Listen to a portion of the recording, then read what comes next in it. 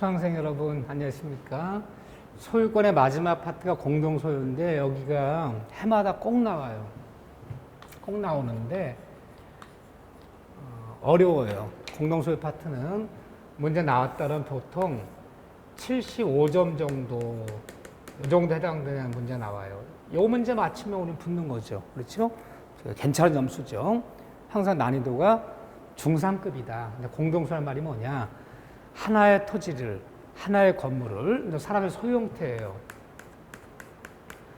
하나의 토지 건물을 나 혼자 가지면 단독 소유, 여러 명이 함께 가지면 공동 소유. 이거 부르는 거죠. 뭐 상식이죠, 이건요. 그런데 사람에는 우리 같은 사람을 자연인이라 불러요. 또 하나의 사람에는 누가 있느냐? 법인이라는 사람이죠, 법인. 법인요.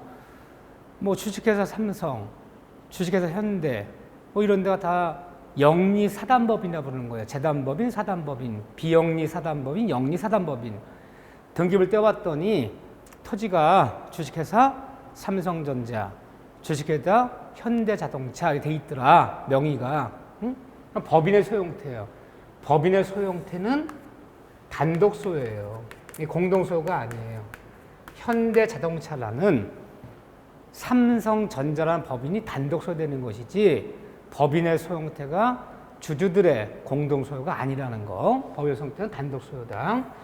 근데 이제 공동 소유가 되는데 예를 들면 하나의 토지를 10명이 함께 갖고 있어요. 그럼 소유권 몇 개예요? 하나의 토지를 하나의 건물을 10명이 함께 가지면요. 소유권은 하나예요. 일물, 일건주의. 하나의 물건에는 하나의 소유권이 있으라. 그러면 공동소유는 소유자는 10명일 수 있죠. 소유자는 여러 명일 수도 있죠. 하지만 소유권은 한 개예요. 소유권은 10개 달하면 안 되죠. 한 개죠. 하나의 소유권을 10명이 나눠갖고 있는 거죠. 10분의 1씩. 소유자가 여러 명일 수는 있다.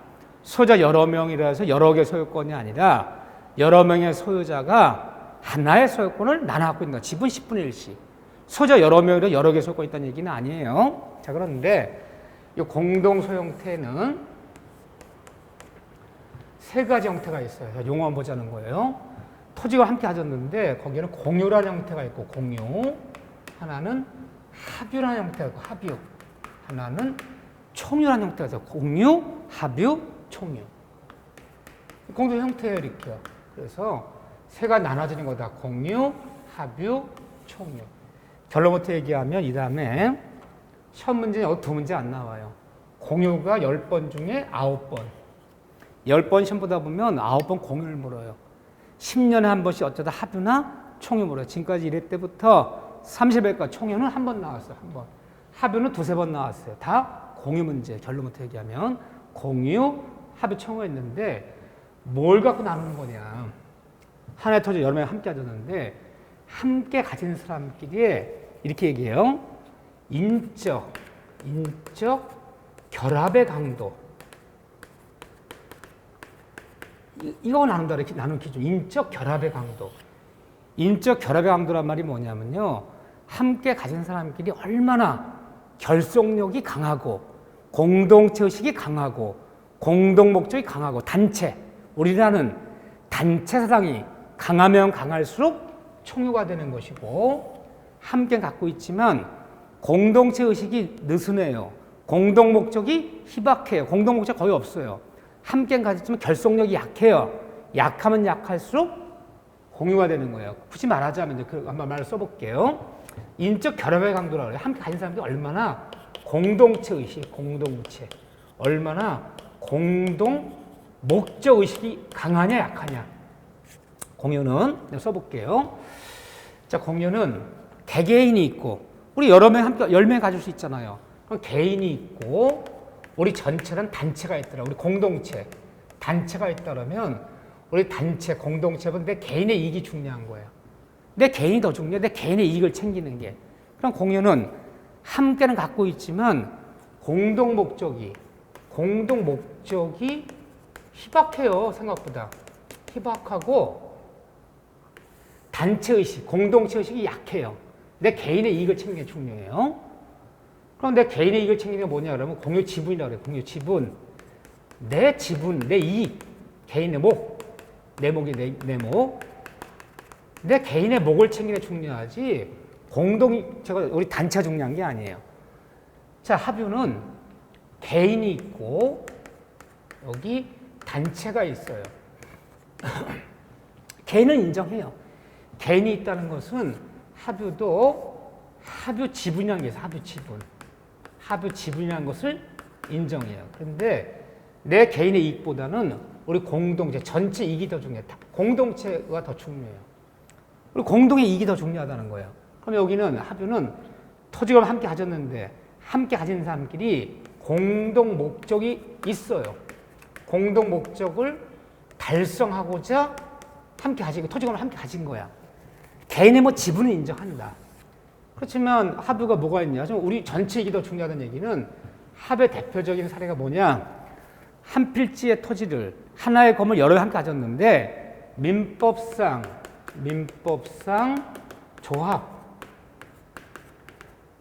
이 조합이 가진 형태를 우리는 합유라 불러요. 이 조합 앞에 민법상이란 말이 붙어요. 우리 조합이라는 명령 쓰지만 농협, 축협, 수협, 중소협동조합 이런 데는 법인이에요. 법인 느낌 나왔어, 법인 느낌. 응? 농협, 축협, 수협은요. 법인의 소형태는 단독 써야 되는 거고 이 조합, 민법 조합이라는 게 뭐냐면 법인 등기가 안 난 조그만 소규모의 이익 집단. 법인 등기 안 난 소규모의 이익 집단. 자, 예를 들면 뭐가 있느냐. 이런 데 토지를 가질 수 있단 말이에요. 무슨 논산, 딸기, 장목반, 무슨 영농에, 고창, 수박, 농민에. 자, 하나 예를 들어 볼게요. 우리가 논산서 딸기 농사 짓는 집들인데 우리가 논산 딸기가 아주 굉장히 유명한데 야, 우리가 품질 관리해서 고수도 올려보자. 그래서 우리가 논산 딸기 장목반을 만들었어. 30가구가 모여서. 야, 우리가 공동 작업장도 마련해야 되고 창고를 이제 저온 저장창을 마련해야 되는데 혼자 짓기에는 너무 돈이 많이 들어요. 우리 한 가구당 30집이니까 일단 2천만 원씩 출자하자. 그래서 6월 걷어갖고 토지 매입해서 공동 창고 짓자. 그러지 뭐. 그래서 장목반은 30명이 2천만 원 출자해서 토지 매입해서 창고 졌단 말이에요. 그러면 그 토지에 창고에 30명 이름이 다 적혀 있단 말이에요. 그게 바로 합의 형태예요. 그러면 딸기 농사 짓는 사람들이 공동 출하, 공동 판매에 거기서 올려보자고 뭉친 이익 집단이죠. 그러니까 내가 출자한 금액만큼 나도 합의 지분이 있지만 이 공동구조 제한을 받기 때문에 이 지분 처분이 자유롭지 못해요. 목은 인정하지만 내 지분을 함부로 처분할 수가 없어. 왜요? 내 지분 30분의 1 막 처분한다 그러면요. 딸기 농사 안 짓는 사람이 막 지분 갖잖아요. 딸기 농사 짓는 사람끼리 지분을 가져야지. 그래야지 공동 목적이 조합이 와해가 안 되는 거잖아요. 그래서 지분 개인의 목은 있지만 제약을 받아. 지분을 처분을 내면 합유자 다른 조합은 전혀 동의가 있어야 된다는 등. 개인의 목인 지분이 있지만 야, n분의 1로 나누자. 나도 30분의 1에 걸려 있으니까 분할 청구하자. 나누자. 분할 청구가 안 돼요. 공동구조 제약을 받는 거야. 응? 근데 이 공유 지분은요 아주 자유로워요. 내 지분 처분도 내가 자유롭게 할 수 있어. 내 지분 팔아먹을 때 누구 동의받을 필요 없어요. 또 공유 지분은 자유롭기 때문에 나누자, 분할하자. 나도 지분 10분의 1 있어. 공유 지분 10분의 1 있어. n분의 1로 나누자. 언제 분할 청구할 수 있어. 분할 청구가 분할 응해줘야 돼. 그 분할이 안 되면 매각해서 경매에서 대금 분할도 해야 돼. 분할 청구가 자유로워. 나누자. 내 목 나눠달라. 이게 자유로워요.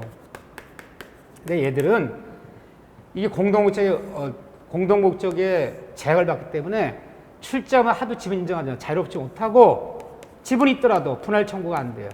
n분의 1 나누자 이 말이 안 돼요. 다르죠? 이렇게. 총유는 개인이 있고 공동체, 우리 단체가 있다면 개인은 인정하지 않아요. 단체만 인정해요. 이 공동체만 인정해요. 공동체. 이 공동 목적 달성이 공동 목적 달성이 매우 강한 거예요. 가장 강한 것이 바로 총유예요. 개인의 목인 지분을 인정하잖아. 그럼 우리가 무슨 총유란 말이 무슨 말이냐면요. 전체 재산은 될지언정 개개인의 목을 인정하지 않는 거, 지분을 인정하지 않는 거. 이게요. 그러니까 여기 뭐가 있느냐? 이 공동체 강해요. 가장 대표적인 게 종종땅, 문중땅, 종종땅, 문중땅. 이게 총유예요. 또는 법인 등기가 안 난, 제가 그랬죠? 사단법인 순복음교회, 사단법인 영락교회. 이 법인 등기가 났어요. 어느 토지를 껴봤더니 소유자 사단법인 순복음교회, 사단법인 영락교회. 이 교회도 법인 등기 나서 법인 명의로 등기되어 있으면 단독 소유되는 거, 법인의 단독 소유되는 거고, 법인 등기가 안 난 동네에 있는 조그만 교회, 조계종의 등록이, 조계종이 법인이에요. 조계종의 등록이 안 난 개인 사찰, 법인 등기 안 난 뭐 동네 교회라든가 개인 사찰 이런 데서 토지금을 갖고 있는 것을 총유라 불러요. 총유는 개인의 뭐 지분이 없어요. 지분이 없기 때문에 뭐 지분을 처분한다는 말도 없고, 지분이 없기 때문에 상속이란 말도 없고, 지분이 없기 때문에 n분의 나누자. 종종 땅. 우리 정원이 200명이니까 나도 정원 중에 남영웅 씨 정원 중에 한 명 아니냐? 나도 200분의 1 권리 있지 않냐? n분의 200분의 1 나눠줘. 개인의 목인 지분이 있어야지 뭐 분할을 요구하죠. 지분은 없어요. 전체 재산만 될 뿐이에요. 이게 바로 총유예요. 종종 땅, 총유, 장목반, 미어 조합이 갖고 있는 소형태는 합유, 나머지 다 공유야. 그런데 이 공동소 세 가지가 있지만 사회생활 할 때 우리가 등급을 떼어봤어요. 소유권 이전, 소유자, 기마목에 바가목에 쫙 나와요. 99% 공유의 공유. 공유의 대표 중에 뭐냐? 상속재산은 상속인끼리 공유로 한다. 이거 기억하셔야 돼. 원튼 원치 않든 부모님 돌아가시면 상속은 뭐 하잖아도, 등기하잖아도 상속재산은 상속인들의 공유로 한다. 그래서 상속 때문에 쌈 났어. 근데 그 자식 중에 한 명이 법원에 가서 민법에 지분대로 나누는 거지 뭐. 상속재산 분할 청구 소송.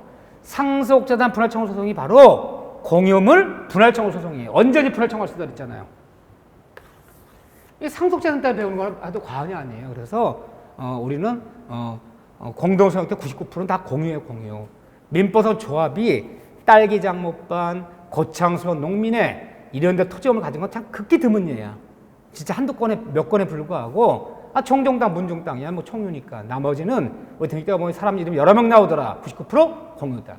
상속재산은 공유로 한다. 법정원에. 그리고 언제든지 분할 청구할 수 있는 거야. 상속인이 나누자. 법원에 가서 분할 청구 소송 내면, 상속의 분할 청구 소송 내면 분할돼야 되는 거예요. 이게 공유, 합의가 돼. 만약 상속재산이 합의로 한다면요, 분할 청구가 안 돼요. 법원에서 분할 소송을 못 내요. 근데 우리는 공유로 정해놨어요. 공유로. 상속재산 상속인끼리 공유를 한다. 따라서 언제든지 상속재산 분할 청구할 수 있다. 상속재산 분할 청구 소송 언제든지 제기할 수 있다. 이렇게 보시면 돼. 이렇게 차이가 있는 거다. 이렇게 이 개념을 한번 잡아놓는 게 중요해요. 이 다음에는 좀 이 공유 공부에 이제 집중할 거예요, 우리가. 그래서 여기는 미리 결론부터 얘기하지만 좀 어렵게 나오는 편이다. 늘 그 기출 문제가 그렇죠. 재밌어요. 다 사회에서 쓰는 거기 때문에. 자, 그런 다음에 이제 용의물권이에요. 이제 페이지 넘기시면 223쪽부터 남의 부동산 빌려 쓰는 용의물권이 나와요. 용의물권. 자, 페이지 223쪽부터 용의물권이다. 쓸 용자에 이를 이자 써요. 이롭게 빌려 쓰는 물건. 부동산 빌려 쓰는 물건 용의물권이라 불러요. 물론 이 세 가지가 있었죠. 땅을 빌려 쓰는 지상권, 땅을 빌려 쓰는 거죠. 지상권. 그런 다음에 지역권, 지상권, 지역권. 적어버렸어요. 이거 간단하게. 지역권은 토지가 토지를 쓰는 거야. 내 땅이 네 땅을 쓰는 거. 토지가 토지를 쓰는 걸 지역권이라 불러요. 또 하나는 전세권. 전세권이야. 우리가 늘 듣던 얘기죠. 자, 봤는데 근데 용의물권은 페이지가 제법 있어요. 세 물건 다 합친 거니까 세 번 있지만 한 문제, 한 문제, 한 문제. 원래는 전세권을 많이 쓰기 때문에 전세권을 두 문제 내야 돼. 전세권 두 문제 내고 이 다음에 배워본 지역권은 그 사례가 거의 없어요. 지역권은 내지 말아야 되는데 우리 중개민법 시험 특징이 뭐라고요? 똑같이 낸다. 어렵든 쉽든 양이 많든 적든 똑같이 배분한다. 똑같이 내버려. 보통 세 문제인데 용의물권 한번 알아볼게요. 일단 용의물권은 첫째 써볼게요. 지상권, 땅을 빌려 쓰는 지상권, 땅 지자부터 있잖아요. 지역권, 전세권. 제 전세권은 토지 건물에 모두 가능하다고 했죠. 토지 전세권, 건물 전세권. 다만 사회생활 때는 토지보다는 건물에 많이 써. 하지만 토지 전세권도 설정할 수 있는 거예요. 자, 모두 가능한데 일단 용의물권은 부동산에만 가능한 물건이에요. 동산에 용의물권이 있단 말 없어. 오로지 부동산에만 하는 물건이다. 두 번째, 용의물권은 모두 타물권, 타물권. 뻔한 얘기지만 타물권이다.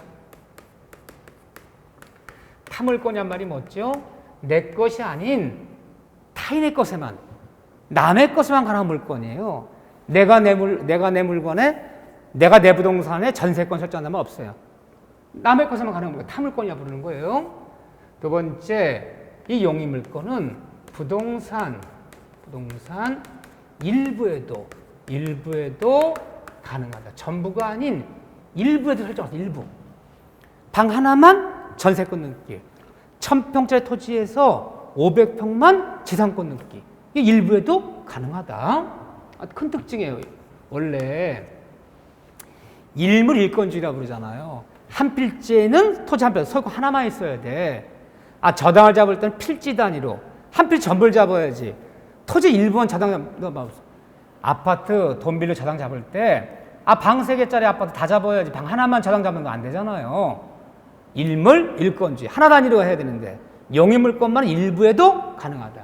다만 일부일 때는 방 하나만 전세권 넣기. 일부일 때는 등기를 낼 때 어디 일부라는 이 도면을 첨부해 줘야 돼요. 도면을 첨부해 달라. 그 대신 이 등기 낼 때 도면 첨부해야 돼.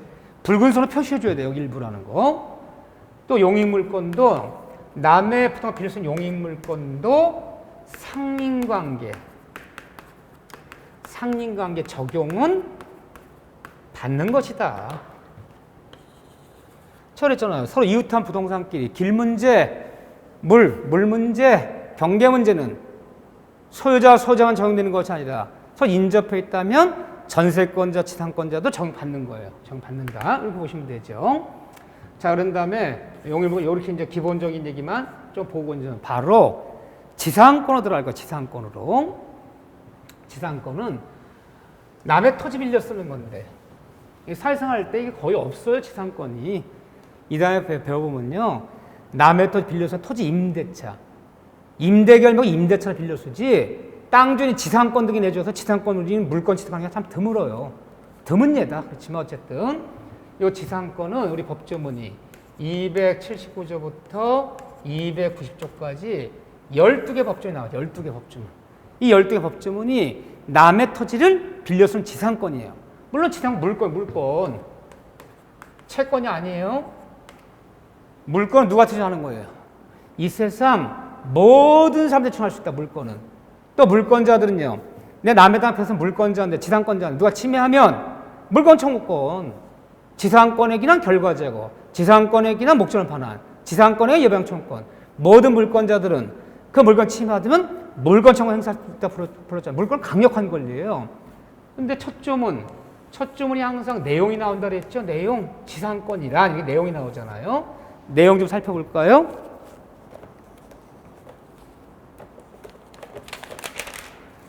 자, 첫 조문이 뭐라 했냐면 지상권이란 타인의 토지로 남의 토지에 건축물을 예를 들면 건축물을 남의 땅에 건축물을 법정이 없는데 지금 279조 건축물을 공작물을 수목을 소유키 위해서 타인의 토지를 남의 토지를 사용하는 권리를 말한다. 이게 참 중요한 얘기예요. 남의 땅 빌려서 이 땅 주인이 갑이에요. 갑이 소유자인데 토지 소유자인데 얘 같은 을이 지상권 설정에서 항상 소유자들은 토지 소유자, 건물 소유자, 소유자들은 설정자라 부르는 거. 설정자, 지상권 설정자, 저당권 설정자, 전세권 설정자. 그러면요, 설정자가 땅 주인, 건물 주인이야. 그러니까 남의 토지에, 남의 건물에 권리 갖는 사람들은 권자라 부르는 거야. 그러니까 의리한 사람이 지상권자, 남의 땅 빌려 쓴 지상권자예요. 지상권자, 땅 주인은 지상 설정자.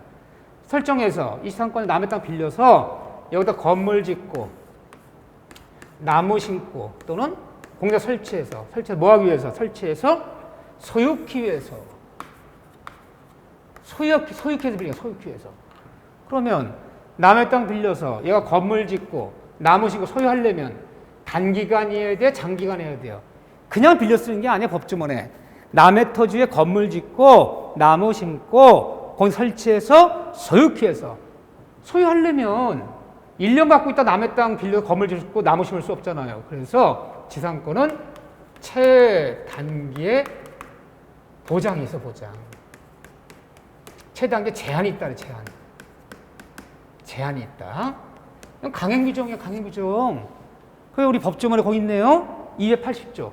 하나 볼게요. 큰 특징이죠.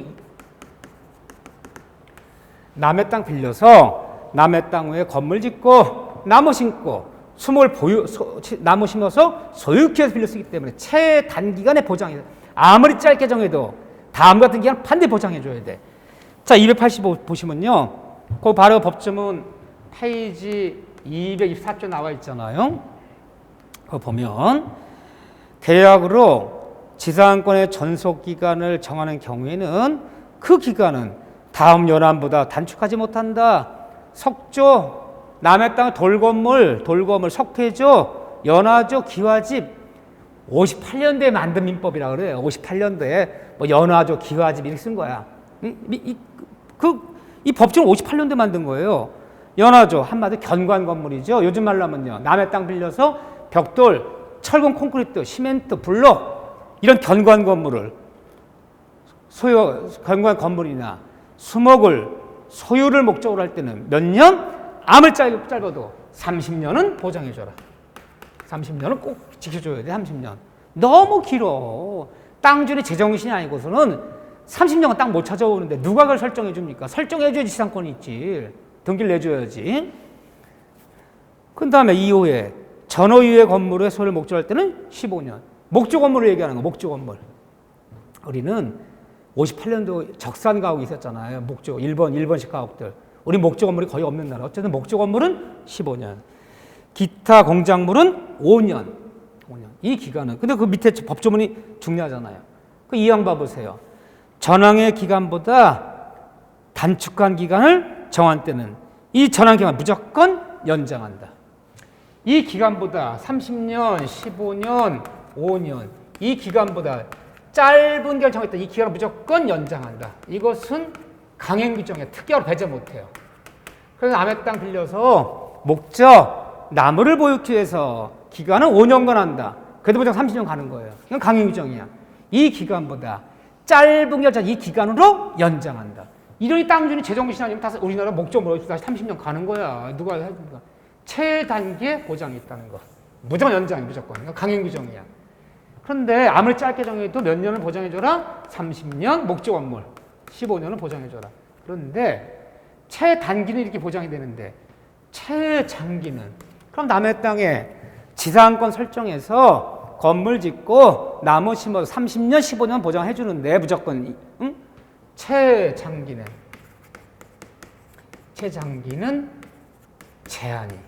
제한이 없다. 그래서 영구무한이어도 무방하다. 이렇게 얘기를 해요. 영구무한 되는데 영구무한. 그러니까 이게 최장기는 규정이 없어요. 근데 판례가 영구무한도 가능하다. 왜 그러냐면요.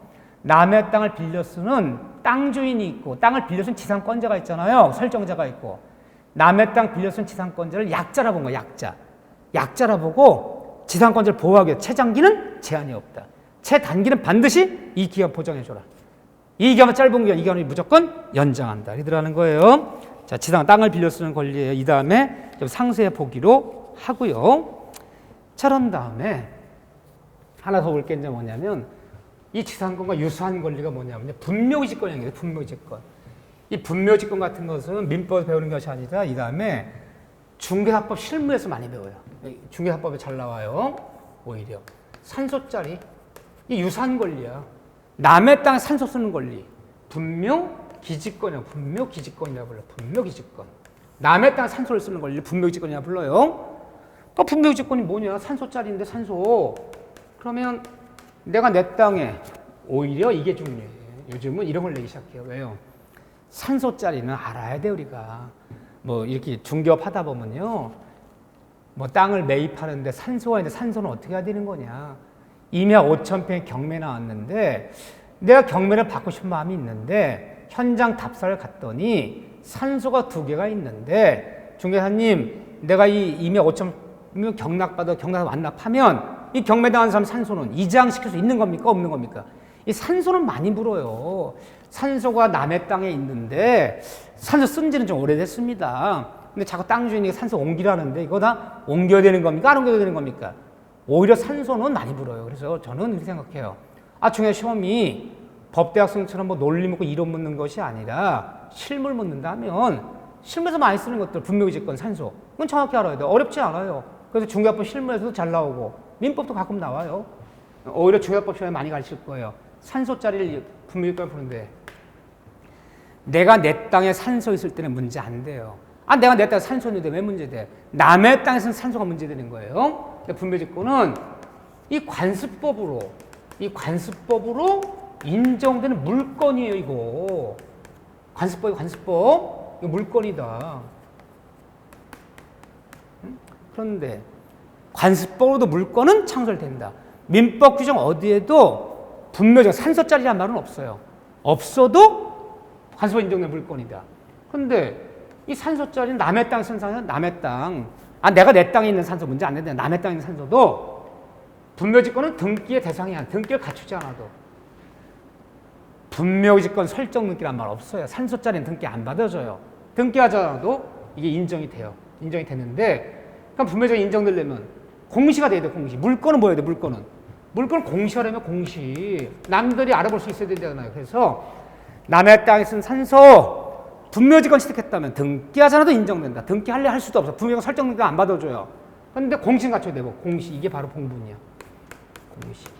남의 땅 산소가 이 봉분이 있어야 돼. 남들이 볼 때 저 산소구나 라고 알아볼 수 있어야 돼. 그래야지 남의 땅에 쓴 산소 오랜 시간이 흘렀을 때 분명 인정되는 거지. 산소인지 뭔지 알 수가 없더라. 그럼 남의 땅 분명 취득할 수 없어요. 이게 공시야. 봉분을 만들어야 돼요. 따라서 남의 땅에 쓴 산소인데 평장에서 평장한 것은 오랜 시간이 흘러도 산소짜리 정 못해. 평장. 시신이 안치되어 있어야지.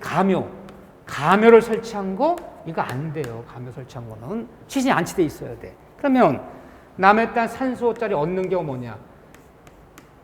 요건이라고 그래요. 요건. 분묘지권을 취득했다는 얘기는 남의 땅에서 산소도 땅 주인 이장하세요. 그럴 때 이장하지 않고 계속 산소를 쓸 수 있는 거. 이건데 세 가지 경우에는 산소짜리는 쓸 수 있어요. 남의 땅 산소도. 자, 세 가지 뭐 지나는 말이지만 이 세 가지 경우 남의 땅 산소 이장하지 않아요. 계속 땅 쓸 수 있어. 산소 쓸 수 있어요. 자, 이렇게 얘기하는 게 판례가 토지를 매매하면서 분묘 이장 특약이 없다면 땅은 팔았으되 산소를 쓸 수 있다는 거야. 쌈 났어요. 임야 2만 평 매매했는데 내가 등기 냈죠. 5억에 사서 등기 냈는데 산소를 안 옮기네? 쌈 났어요. 분명히 산소 두기는 잔금 치는 1년 내 이자하기로 하지 않았냐. 언제 그랬냐. 내가 그런 적 없는데. 이 쌈 나는 거야. 그런데 분묘 이장 특이 없었다면 토지는 매매해서 등기 넘기되 산소 이장 특이 없었다면 산소를 계속 쓸 수 있다는 거야. 매도인이.